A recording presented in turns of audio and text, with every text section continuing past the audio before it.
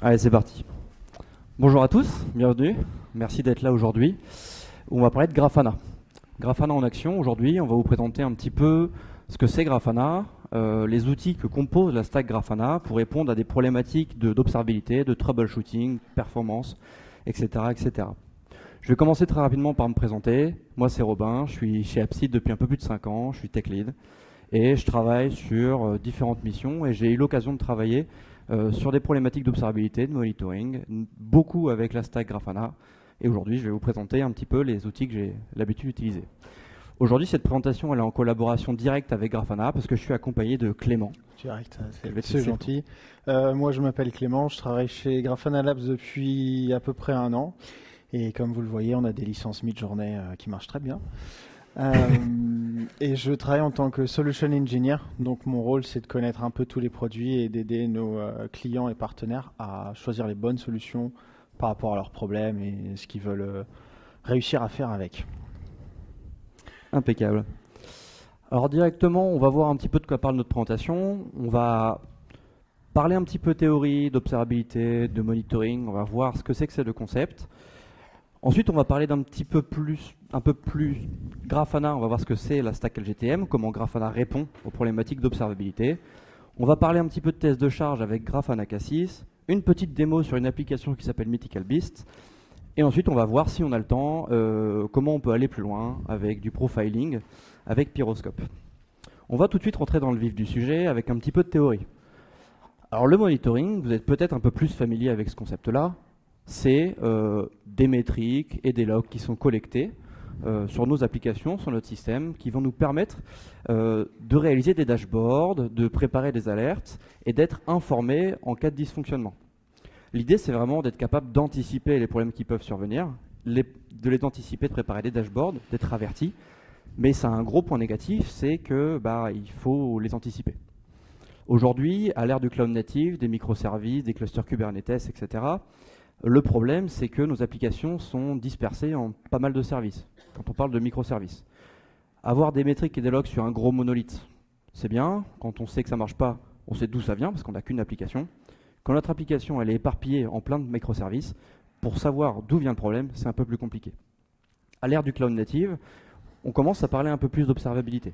C'est un concept qui vient améliorer le monitoring, où on rajoute en plus des métriques et des logs des traces distribuées pour compléter ce qu'on appelle souvent les 3 piliers de l'observabilité. Donc les métriques, c'est des événements statistiques. Voilà. Des logs, c'est un peu plus de contexte. On peut voir l'enchaînement des opérations et de voir le contexte de ce qui s'est passé. Les traces, ça va permettre de voir ce qui s'est passé parmi toutes nos applications. Quand on a une requête qui arrive en entrée, on va voir ce qu'elle va faire dans tout notre système. Et potentiellement, si on a une erreur qui est passée, si on a une application, on a une requête quand on clique sur un bouton qui passe par une première application A, une application B, une application C, une application D, qui fait une requête en base de données. Si quelque chose se passe mal tout au bout, grâce aux traces distribuées, on va pouvoir le voir. Avec juste des métriques et juste des logs, c'est beaucoup plus compliqué de comprendre d'où vient le problème. Les traces vont beaucoup nous aider pour trouver la cause. Donc l'idée ici maintenant, c'est de pouvoir débugger activement un système. On n'a pas forcément tout pu prévoir à l'avance, et donc on va aller creuser dans notre système pour voir ce qui s'est passé. On va pouvoir à n'importe quel moment faire des requêtes sur des logs, des métriques et des traces, pour voir exactement ce qui s'est passé à un instant T et trouver la cause à nos problèmes. L'idée ici, c'est d'être capable de répondre, de trouver la cause de problèmes non anticipés. Alors quand je dis ça, vous avez l'impression que l'observabilité, c'est mieux que le monitoring.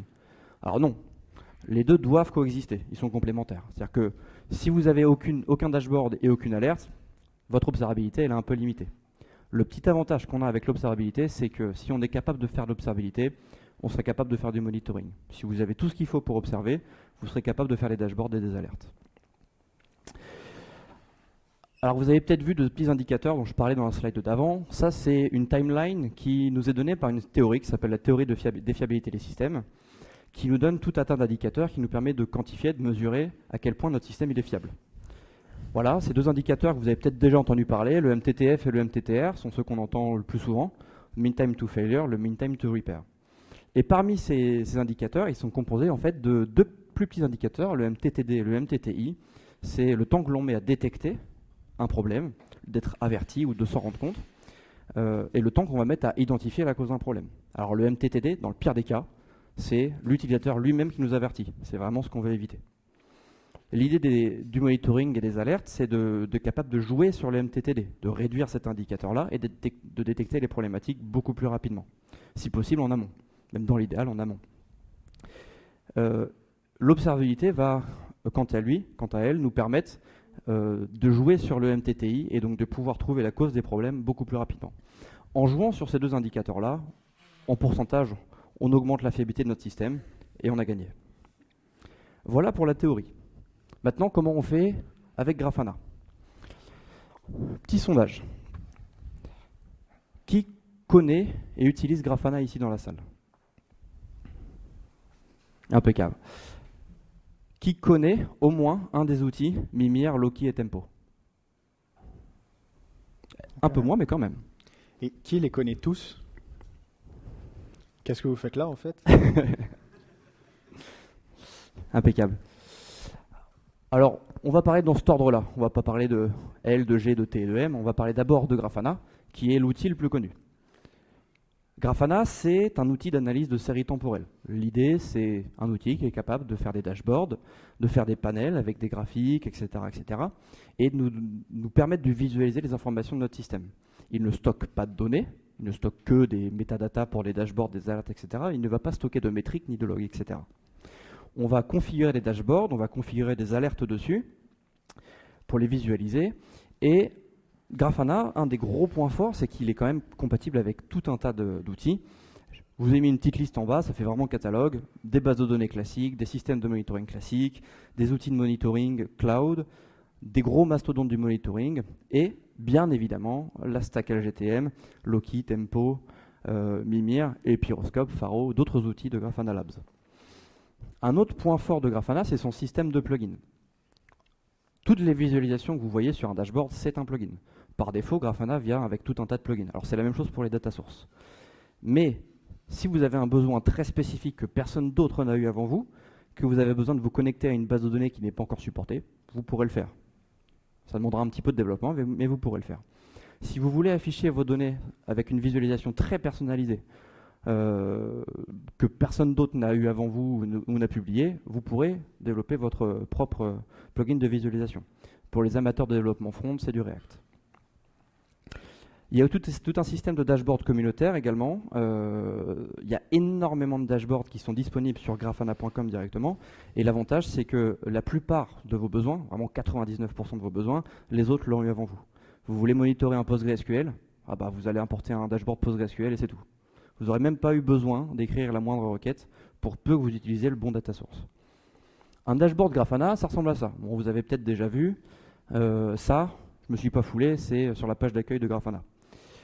On voit des statistiques, on voit des graphes, on voit des jauges. Voilà, c'est joli. Des données stackées. On peut avoir un thème blanc aussi. Ça fait un peu plus mal aux yeux, mais bon, on peut le faire. Avec des statistiques qui permettent d'avoir des informations un peu plus directes sur nos données. Des cartes géographiques avec des points qui peuvent être rouges en cas d'erreur, vert si tout se passe bien, plus gros s'il y a plus de requêtes. Voilà, on peut jouer avec ces données. On peut afficher des logs. Et voilà. Alors ça, c'est un petit exemple, c'est un petit échantillon de ce qu'on peut afficher sur un Grafana, mais ça vous permet d'avoir une idée de ce que c'est. Jusque-là, on est capable d'afficher les données. Mais ce qui va nous intéresser, ça va être comment on peut les collecter pour que Grafana puisse les récupérer. Et donc, on va parler de la suite et je vais laisser la main à Clément. Merci. Qui va nous parler de la suite. Ouais, donc là pour l'instant on a vu des dashboards, des visualisations, mais chez Grafana Labs, on fait la stack, on fait une plateforme d'observabilité pour concurrencer des vendeurs comme Datadog, Dynatrace, etc. Donc Grafana, c'est que les dashboards. Mais derrière, le cœur de cette plateforme, c'est la stack LGTM, Loki, Grafana, Tempo, Mimir. Et Loki, Tempo et Mimir, c'est des bases de données spécialisées sur des types de télémétrie. La première qu'on va voir, c'est... Il ne marche plus le pointeur. Ah bah ça c'est dommage. Il ne marche plus le slide.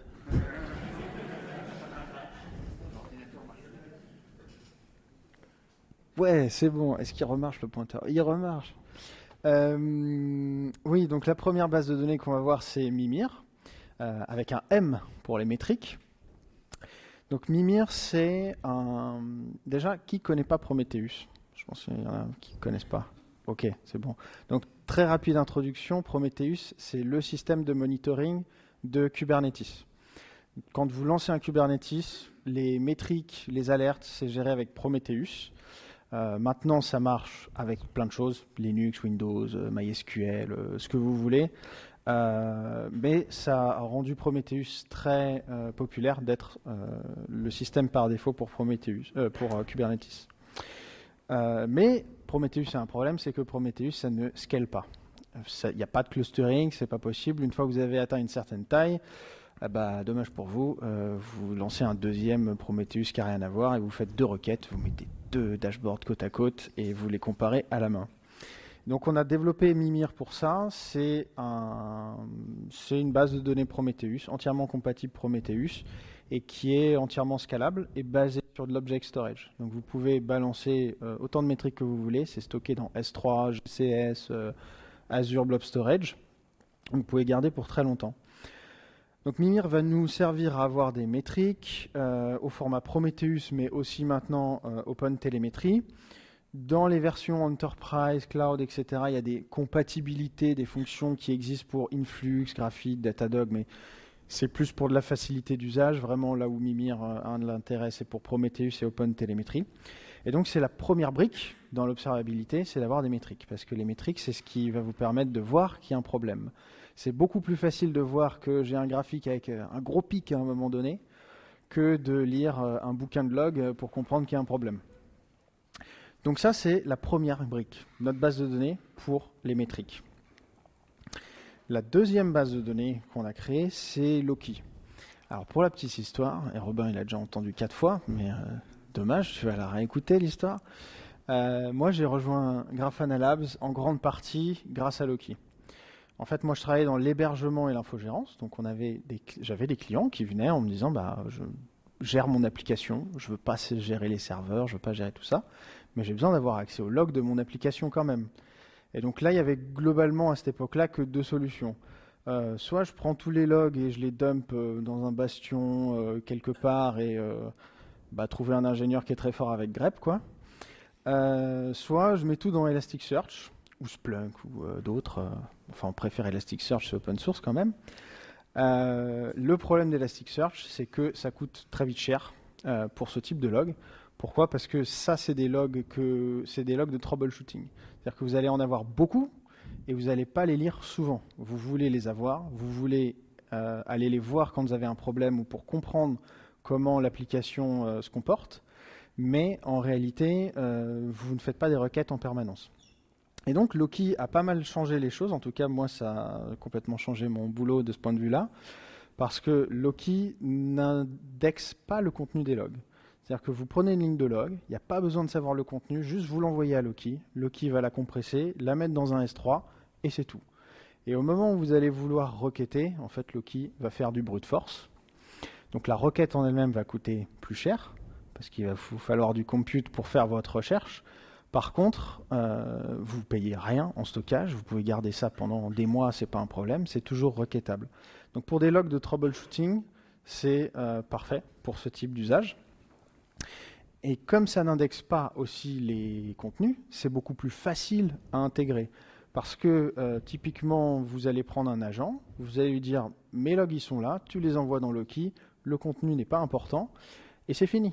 Il n'y a pas besoin de parser, quel que soit le format, vous l'envoyez dans Loki et vous verrez plus tard pour le format. Et donc pour ça, il y a beaucoup d'agents qui sont compatibles avec Loki. J'ai un peu de vent là, mais Logstash, FluentBit, FluentD, il y a un Docker Driver, il y a un agent Promptel qu'on a développé avec, il y a le Grafana Agent, OpenTelemetry Collector, il y a une API aussi, vous pouvez juste balancer tout via l'API. Donc ça, c'est extrêmement simple. Et derrière, Loki, vous allez pouvoir le requêter avec Grafana, mais vous allez aussi pouvoir générer des métriques à partir des logs, soit les générer à la volée, soit les stocker dans Mimir, mais vous commencez déjà à avoir une intégration. J'ai mes métriques, donc je peux déjà voir qu'il y a un problème quand j'ai des pics. J'ai mes logs, et je commence à avoir une intégration entre mes logs et mes métriques. Et on arrive du coup à la troisième base de données, Tempo. Tempo, c'est pour les traces. Donc Tempo, c'est un système pour collecter toutes les traces et ça va vous générer le contexte, le lien entre tout ça. Pourquoi? Parce que les traces, ça vous donne beaucoup d'informations contextualisées. Donc vous allez pouvoir, à partir des traces, aller à vos logs, de vos logs revenir à vos traces. Les traces vont aussi vous permettre de faire des métriques, parce que typiquement, si vous mesurez tous les clics qui arrivent sur une API, toutes les requêtes sur une API, vous avez toutes les traces, vous pouvez très bien compter combien vous avez de requêtes. C'est déjà une métrique. Mais aussi maintenant les profils. Et donc, ça y est, on commence à voir. Vous avez des métriques qui sont reliées à des logs. Les logs vous permettent de faire des métriques. Les logs vous permettent d'aller aux traces. Les traces de générer des métriques ou de revenir aux logs, etc., etc. Donc, on va commencer à pouvoir explorer tout le système, à comprendre tout ce qui se passe. On va aller directement à un exemple de traces. Tempo n'a pas de protocole particulier. C'est compatible avec OpenTelemetry, Jaeger, Zipkin. Si vous utilisez un de ces protocoles, vous balancez dans Tempo et c'est bon. Et comme Loki et Mimir, c'est basé sur S3, Azure Blob Storage, GCS, enfin un Object Storage. Donc voilà un exemple de trace. Je ne sais pas si c'est le meilleur exemple du monde, mais dans une trace, vous allez pouvoir dire voilà, j'ai appelé une API et à un moment donné, elle a rappelé une autre API derrière qui, elle, a appelé un Redis. Et si je clique sur mes spans, donc les petites barres, là, les composants de ma trace, je vais pouvoir voir plus de détails, les logs, quel serveur a géré cette requête, c'était sur quelle IP, c'était quoi la requête qui a été faite, etc., etc. Tempo vient aussi avec un langage de requête. Donc, un exemple de ça, c'est de dire, voilà, je veux savoir tous les appels sur mon API qui, plus tard, dans la trace, ont donné des erreurs ou ont duré très longtemps. Je cherche ces traces-là, ces traces où j'ai un problème ou une spécificité, je veux les voir. Et enfin, ma fonctionnalité préférée sur Tempo, puisque vous avez dans les traces une dépendance de tel service à appeler tel service qui a appelé tel service, Tempo vous génère aussi des notes graphes pour vous dire, le service que tu es en train de voir, lui, il appelle ce service et il y a tel et tel service qui sont capables de l'appeler et donc de générer de la charge dessus. Et voici tous les services en cascade derrière.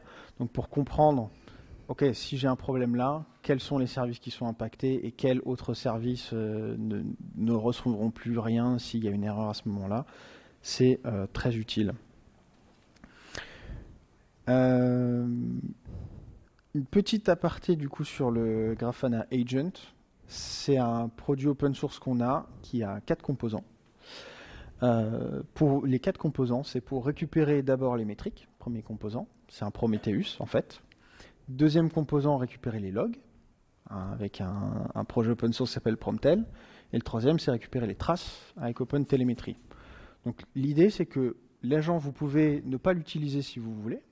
Vous pouvez utiliser chacun des composants indépendamment. Vous n'êtes pas obligé d'utiliser l'agent.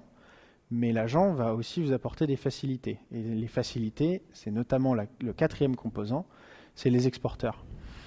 Si vous voulez des métriques sur un MySQL, Linux, Apache, qu'importe, vous avez besoin de ce qu'on appelle dans le langage Prometheus d'exporteurs. Les exporteurs, c'est des petits programmes qui vont récupérer les métriques, quel que soit leur format, pour les mettre dans un format Prometheus. Donc il y a des exporteurs pour tout. Le problème, c'est que si je vous dis que j'ai une VM Linux avec un MySQL, si vous n'utilisez pas l'agent, vous allez installer Prometheus, installer Linux Exporter, installer MySQL Exporter, et vous allez demander à Prometheus, faut me récupérer les données du Linux Exporter, du MySQL Exporter, et les envoyer à Mimir. Tandis qu'avec le Grafana Agent, vous avez un seul fichier dans lequel vous dites je suis sur un Linux avec un MySQL et je veux récupérer tout ça sur tel Mimir. Et vous aurez toutes vos informations. Donc, quand vous avez des applications ou une infrastructure, vous mettez en place une instrumentation avec le Grafana Agent, avec OpenTelemetry, qu'importe votre logiciel de choix, et vous envoyez tous vos logs, vos traces et vos métriques à Loki, Tempo et Mimir. Et là, vous avez les données. Et on commence à avoir les données, mais maintenant, on va aller dans les dashboards. Vous pouvez aussi utiliser du coup Grafana Cloud, qui est une version managée de la stack LGTM, avec quelques features supplémentaires. Mais voilà, si vous ne voulez pas gérer vos clusters, il y a une version managée. Donc cette stack LGTM, c'est vraiment le cœur de la plateforme d'observabilité de Grafana Labs. Mais il y a aussi plein d'autres outils qu'on développe autour de ça. Et Robin va vous en présenter un, puisqu'on s'en sert aussi dans la démo juste après. Merci Clément. L'outil dont je vais parler maintenant, c'est Grafana Cassis, qui nous permet de faire des tests de charge. C'est bien de pouvoir monitorer nos applications, de pouvoir récolter des métriques, des traces, des logs en situation réelle, mais des fois, avant de mettre en production, on aimerait bien savoir si notre application elle tient la route, si notre application elle tient la charge. Grafana Cassis, c'est donc un outil de test de charge développé, qui a été récupéré par Grafana, qui n'a pas été créé par Grafana, mais que Grafana a récupéré. C'est un outil de test de charge dont les scripts sont écrits en JavaScript pour la simplicité d'écriture, en ES6 précisément. Donc on est sur des scripts qui sont assez faciles à écrire grâce au JavaScript. Mais ils sont exécutés en Go, ce qui permet de garder une bonne performance. On peut lancer notre script, Casix Run Script.js, Casix Cloud Script.js. Alors la petite différence, très rapidement, c'est soit vous lancez depuis votre machine, soit vous bénéficiez de l'architecture du cloud pour lancer directement votre test. Bien évidemment, il faut avoir les offres qui vont avec.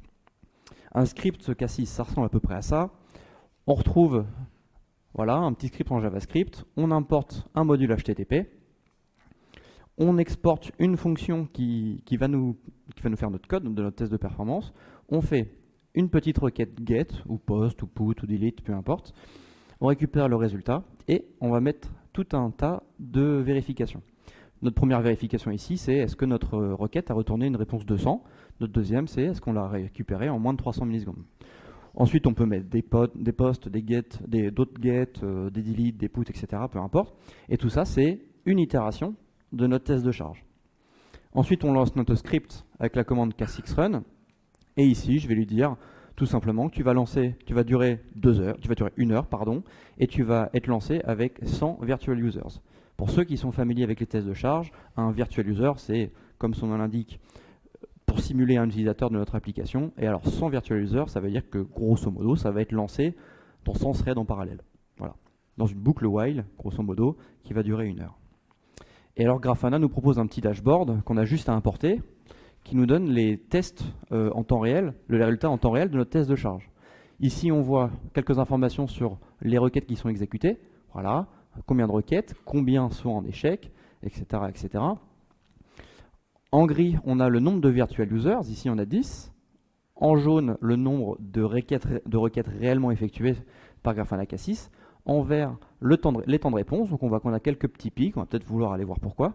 Et en rouge, les erreurs, c'est les checks qui n'ont pas été réussis.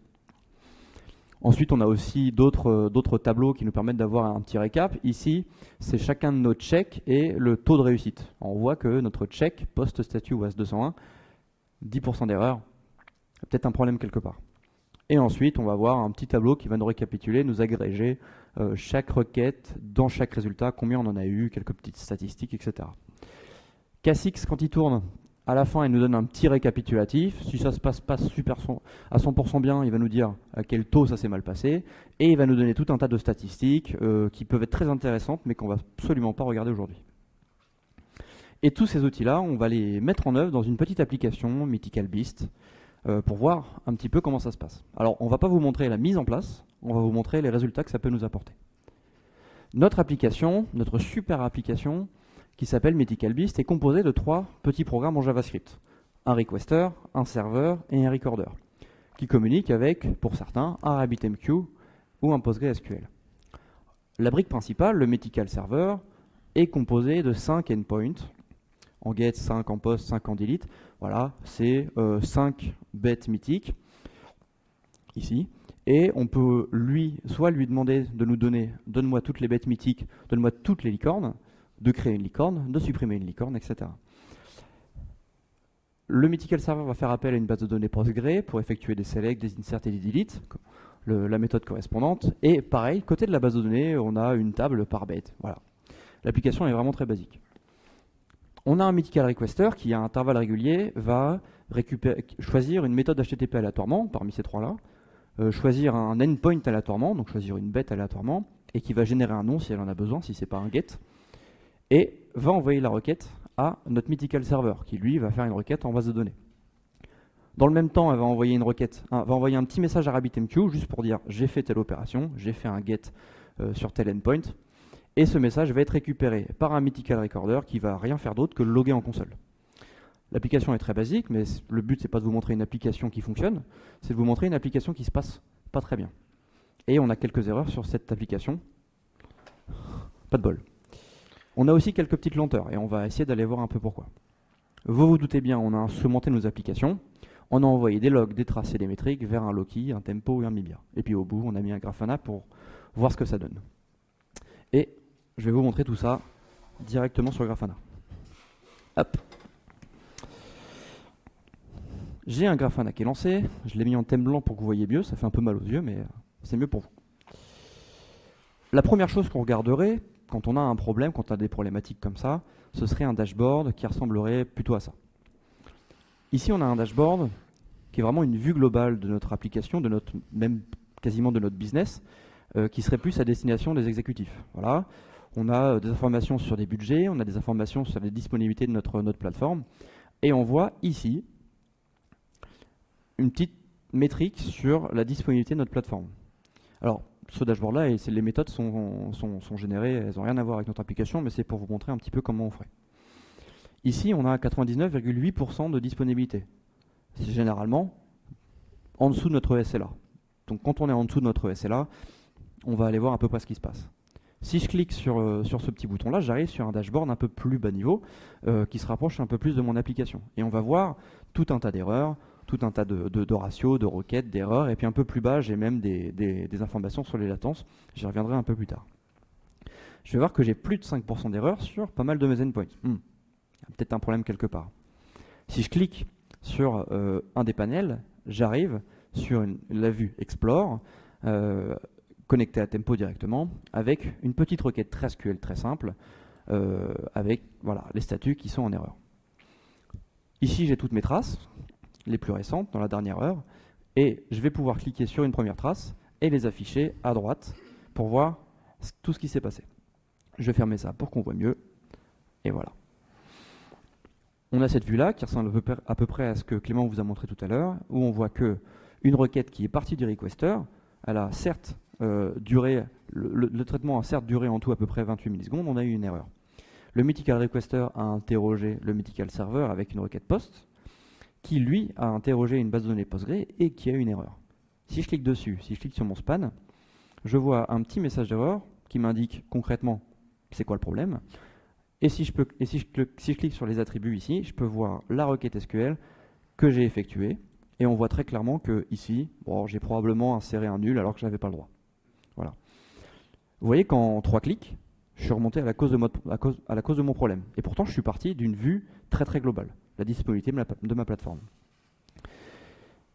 Je reviens sur cette vue-là. Tac, je vais refermer ça. Voilà, ça c'est du TraSQL, hein, c'est-à-dire que si je modifie ça, je peux voir facilement les requêtes qui ont duré plus d'une seconde. Ça marchera aussi. Ça, j'y reviens un peu plus tard. Je vais retourner sur mon petit dashboard ici. Et là, je vous ai parlé des pourcentages d'erreurs, mais je vous ai aussi dit qu'il y avait des durées de réponse. Et là, on voit que on a quand même des pics. Il y a des trucs qui ne se passent pas forcément très bien.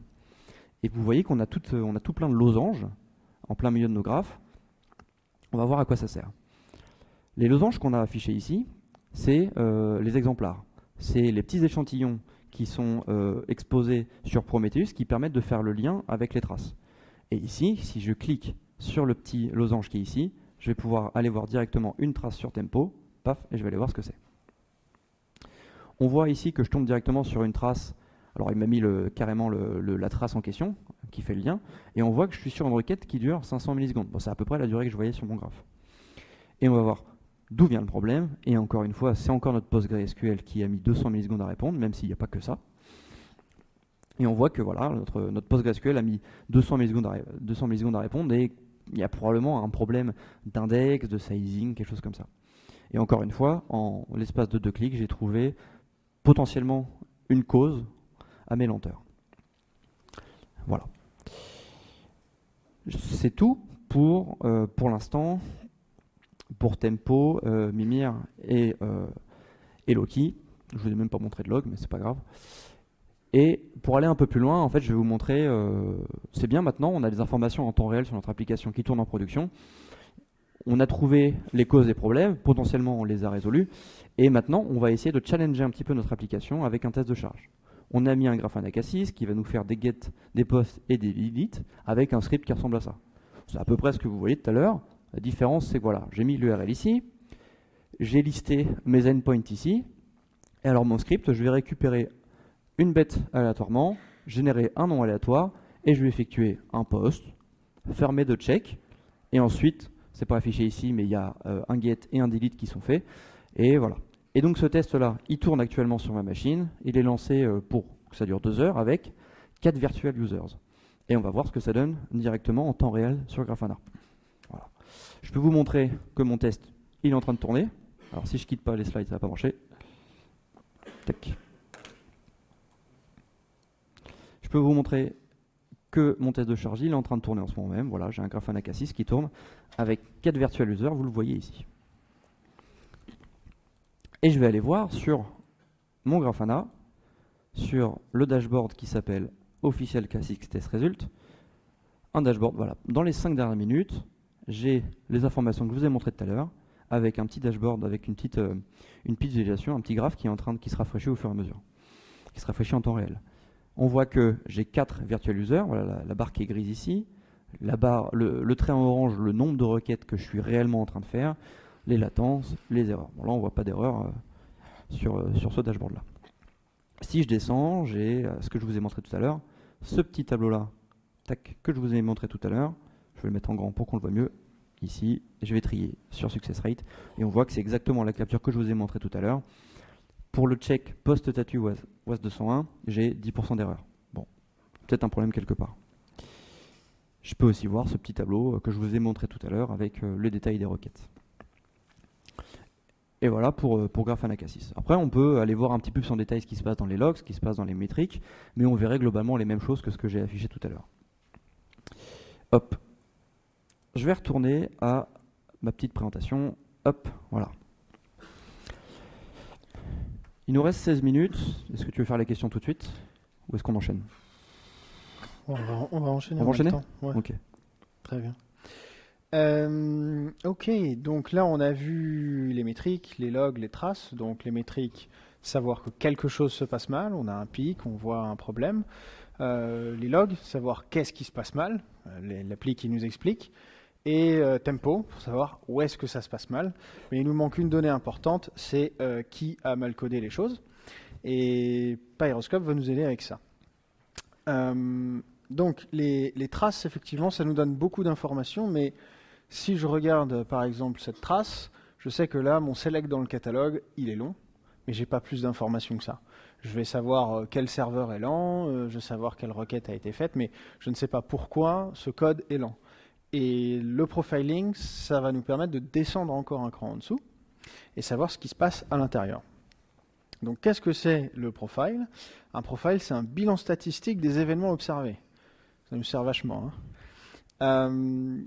De façon plus simple, un profil, c'est de dire chaque ligne de code, chaque exécution a pris tant de CPU, tant de mémoire, et chaque division à l'intérieur. Donc on a une hiérarchie des fonctions, parce qu'une fonction va en appeler une autre, qui va en appeler une autre. Et donc le profile, c'est l'information qui... c'est une information sur la quantité de CPU et de mémoire dans chaque subdivision à l'intérieur de ces fonctions. Donc Pyroscope n'est pas un profiler, c'est un continuous profiler. La différence, c'est qu'un profiler va vous mesurer l'exécution d'une fonction. Un continuous profiler va mesurer toutes les exécutions de toutes les fonctions et vous faire un rapport statistique sur l'ensemble des exécutions. Donc Pyroscope relève 100 échantillons par seconde sur toutes les exécutions de code sur une infrastructure, par défaut. Allez, on va aller directement On va revenir du coup sur nos traces. Voilà, ma fonction elle est lente, je ne sais pas pourquoi. Donc je vais rajouter Pyroscope et donc je vais pouvoir partir de ma trace, de mon span et arriver à un flame graph. Magnifique information, pour l'instant illisible pour vous, mais ne vous inquiétez pas, ça va le devenir.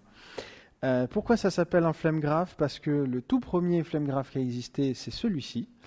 Il était jaune et rouge, et donc dans l'autre sens, ça ressemble quand même vachement à des flammes. Et c'est pour ça que ça s'est appelé un flame graph.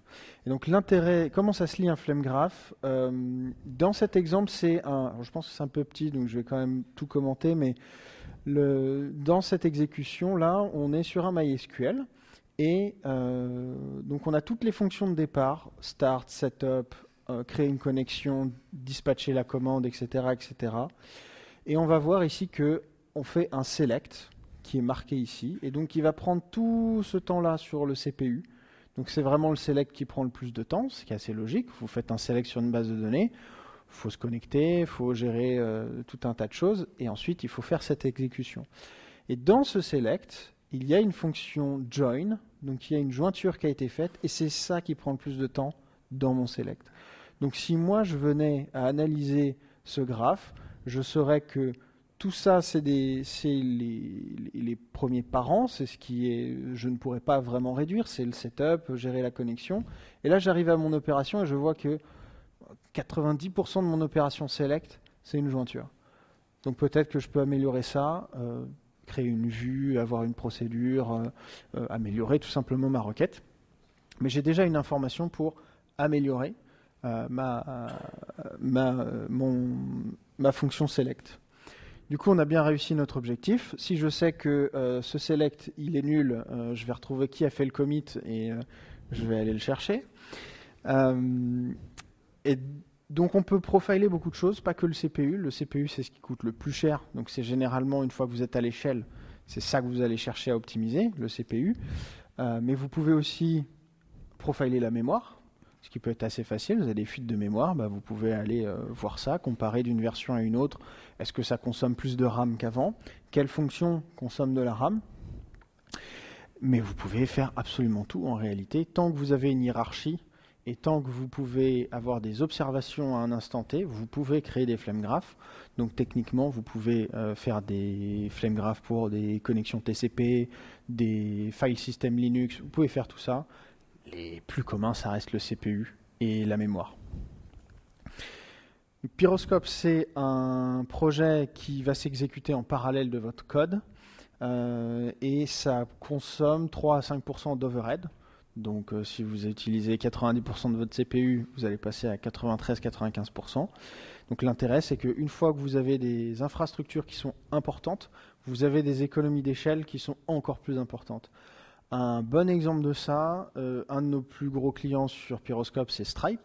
Dès que vous faites un paiement en prod, alors je ne sais pas si c'est encore le cas aujourd'hui, mais pendant longtemps, quand vous faisiez un paiement sur Stripe en production, tout était profilé.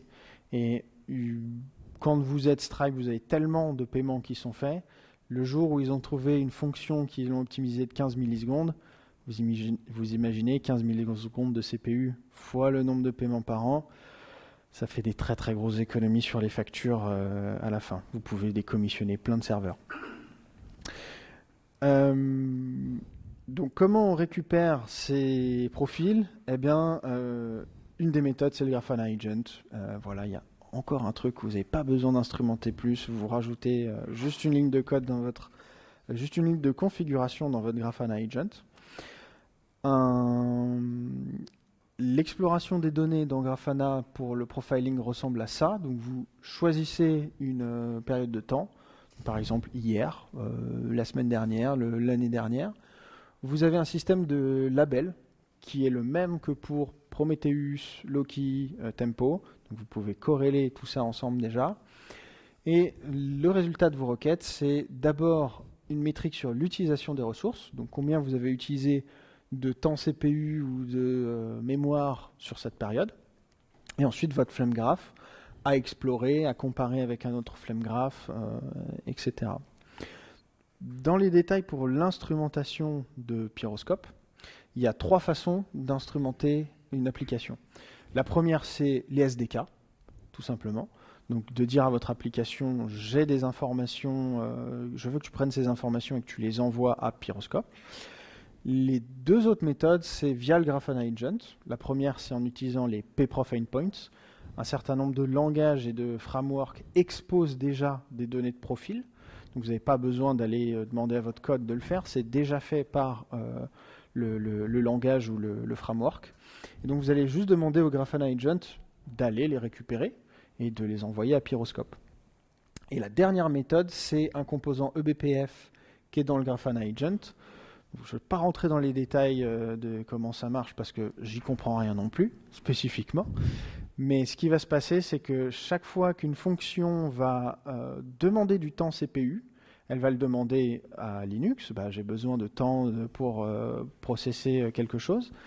Il va faire un appel au kernel. Et en fait, eBPF va étendre cette fonction-là et dire, une fois que Linux a décidé de donner du temps CPU, on va prendre cette information et on va l'envoyer au Grafana Agent. Donc le Grafana Agent va recevoir l'information qu'il y a du temps CPU qui a été alloué pour telle fonction à tel moment, et donc on va générer un profil. Donc eBPF, c'est ce qui est le plus simple à mettre en place. Il n'y a pas besoin de redémarrer l'application, il n'y a pas besoin d'instrumenter quoi que ce soit. Par contre, c'est ce qui a le moins de contexte, parce que c'est que les appels au kernel qui vont donner de l'information et on ne peut pas récupérer des informations qui viennent du langage en lui-même. Voilà pour Pyroscope. Est-ce que tu veux qu'on parle d'OpenTelemetry? C'est toi qui gères. Bon, il y en a pour une minute. Allez. Allez, petit bonus, OpenTelemetry. Qui connaît OpenTelemetry? Ah ouais, quand même, hein, c'est pas mal, c'est pas mal. Ok, OpenTelemetry, c'est un framework d'observabilité. En réalité, il y a vraiment deux composants principaux à l'intérieur d'OpenTelemetry, un protocole et de l'outillage. Donc un protocole qui va définir comment on est censé écrire des métriques, des logs, des traces et les transmettre, et un outillage, un collecteur pour les collecter et les envoyer à n'importe quel back-end. Donc vous me direz, mais je connais ce genre de choses, les frameworks qui essayent de rassembler tout ce qui existe déjà. Est-ce qu'on ne va pas tomber là-dedans, le fameux ça n'a pas de sens, il faudrait qu'on fasse quelque chose d'universel, et boum, on a juste plus de standards qu'avant. Alors c'est un petit peu différent avec OpenTelemetry, et chez Grafana Labs on y croit beaucoup. La première des raisons, c'est que c'est le premier standard qui est pour tous les signaux. Ce n'est pas un standard qui vise à dire les logs c'est comme ça, les traces c'est comme ça, c'est un standard qui vise à dire toute la télémétrie est censée être comme ça. Le deuxième, c'est qu'il y a une vraie adoption aujourd'hui d'OpenTelemetry. C'est le deuxième projet le plus populaire de la CNCF après Kubernetes. Donc quand même, ça va, il y a un petit peu de poids. Et aujourd'hui, il y a beaucoup de back-end qui supportent nativement OpenTelemetry. Donc chez nous, il y a Mimir, Tempo et bientôt Loki. Les fonctions qui permettent ça sont déjà disponibles, mais il n'y a pas encore l'API à proprement parler dans le projet open source. Mais il y a toutes les méthodes qui sont là depuis cette semaine. Donc ça va arriver bientôt. Mais il n'y a pas que nous, il y a Elastic notamment, il y a beaucoup d'autres vendeurs qui supportent OpenTelemetry. Mais c'est pas un tout rose non plus, il y a aussi d'autres problèmes. Donc notamment, premier challenge, il n'y a pas de profiling, pas encore. Nous, on comptait se pencher dessus, et Elastic visiblement aussi, puisqu'ils ont proposé, je crois, il y a 2 semaines, de donner leur agent de profiling à OpenTelemetry. Donc on va voir si ça va être adopté, comment, est-ce qu'il va y avoir des changements, mais en tout cas, il y a une vraie volonté de la communauté à avoir le profiling dans OpenTelemetry aussi. Il y a deuxième challenge, il y a peu d'instrumentation native. Les applications sont beaucoup instrumentées avec Prometheus, pas avec OpenTelemetry en tant que tel. Ça reste très facile de passer de Prometheus à OpenTelemetry, mais voilà, quand même, il n'y a pas encore beaucoup d'applications qui utilisent ça nativement. Et le troisième point, ça c'est un point de vue personnel, le OpenTelemetry est très connu pour le collecteur, et à mon avis, le collecteur a beaucoup moins d'intérêt que le protocole. Parce que la promesse d'OpenTelemetry, c'est de dire vous allez pouvoir générer, récupérer toutes vos télémétries dans un seul format et l'envoyer à n'importe quel back-end qui sera spécialisé pour gérer vos télémétries. Et le collecteur est censé incarner ça, c'est-à-dire j'ai un seul agent qui peut collecter n'importe quoi et me l'envoyer chez Datadog, chez New Relic, chez Grafana, n'importe où. Dans la réalité, il faut écrire un bouquin en YAML, c'est un ETL, et c'est pas si simple que ça. Et donc c'est là où, pour moi, le collecteur ressemble à ça, spécifiquement, mais le protocole, lui, est hyper intéressant et on y croit beaucoup. Donc à l'avenir, si vous instrumentez des choses, essayez OpenTelemetry, en tout cas pour la partie protocole. Et on est arrivé au bout. Est-ce que tu veux dire quelque chose ? Merci à tous. Ah bah.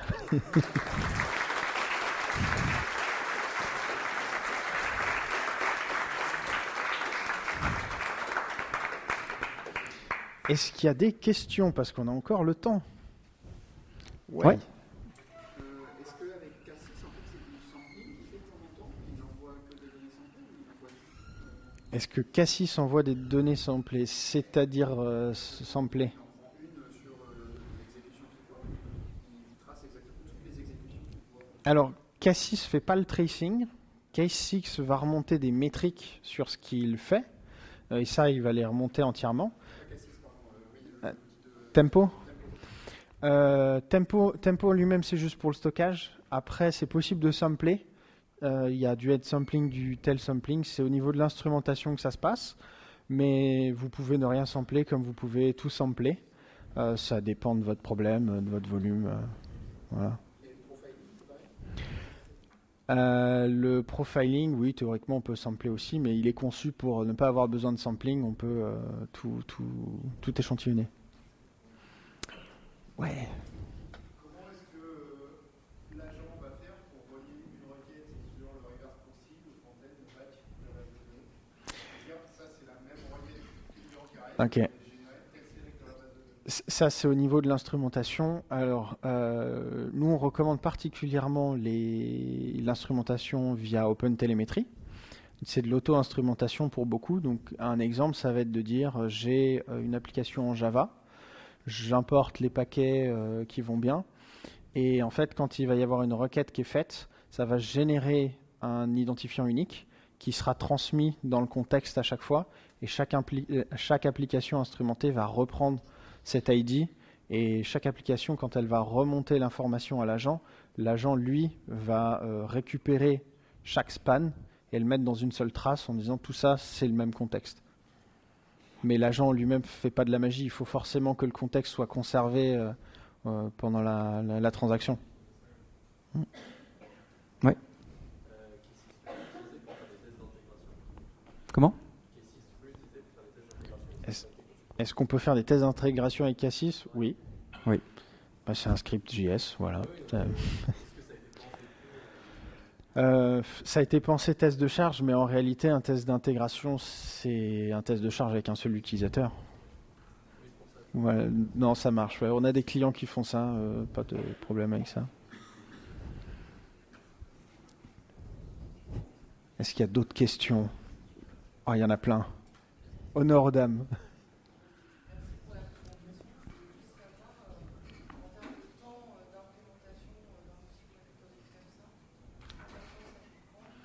En termes de temps d'implémentation, ouais. Combien de temps d'implémentation, Robin? Pour Grafana eux-mêmes? Ou pour nous, pour intégrer Grafana? Pour vous. Pour nous, bah, alors ça va dependre de votre outillage, de vos langages, de vos frameworks. Je peux prendre l'exemple de ce qui se fait beaucoup en Touraine du Java avec Spring ou Quarkus. Une dépendance et ça fonctionne. Une dépendance de la configuration. Si vous installez un Grafana Agent, bon, bah, faut mettre en place le Grafana Agent. Mais la collecte de métriques et l'envoi, c'est une dépendance. Voilà. Si vous utilisez OpenTelemetry. Si vous faites du homemade, après, c'est pas pareil. J'ai vu d'autres questions. Oui.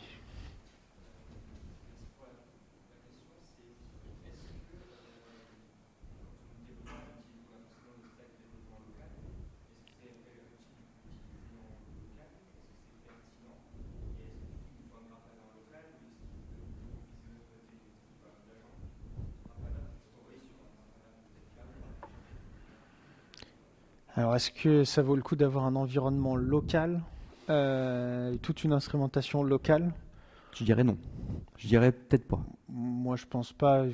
Un environnement de dev partagé ou un environnement d'intégration, ce genre de choses, oui. En local, il n'y a peut-être pas besoin. Il y a peut-être pas besoin. Mais c'est possible. Mais ça peut marcher, oui. Mais c'est possible. Soit avec un environnement de monitoring en local, soit en remote, peu importe. Après, sur ta machine personnelle, pendant que tu es en train de développer, c'est peut-être pas nécessaire. Sur un environnement d'intégration, d'assemblage, ça peut le devenir. C'est à toi de voir. Très bien. Est-ce qu'il y a d'autres questions? Oui.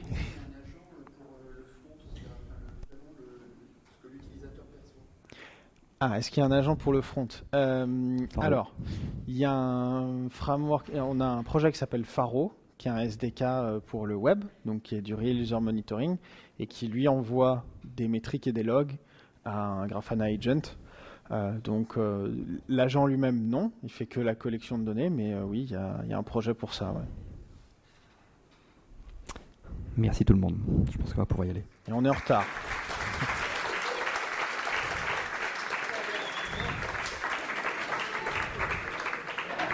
On est en retard pour la pause café.